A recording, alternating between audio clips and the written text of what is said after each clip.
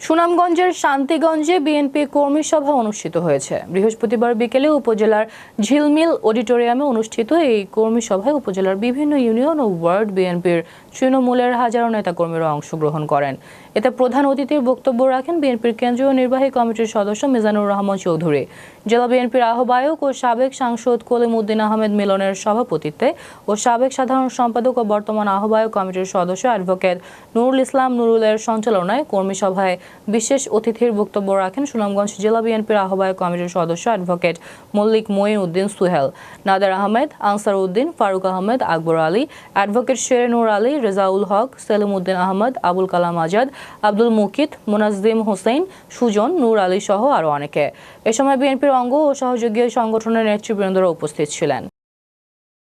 আমি আজকের এই কর্মী সভায় আমি আপনাদেরকে আশ্বস্ত করে বলতে চাই, যারা আন্দোলন সংগ্রাম করেছেন, যারা ত্যাগ স্বীকার করেছেন, যারা নির্যাতন হয়েছে, যারা কারাভোগের শিকার হয়েছেন, আগামী দিনে সুনামগঞ্জ জেলা বিএনপি অবশ্যই এইসব ত্যাগী নেতা কর্মীদের মূল্যায়ন করবে ইনশাআল্লাহ।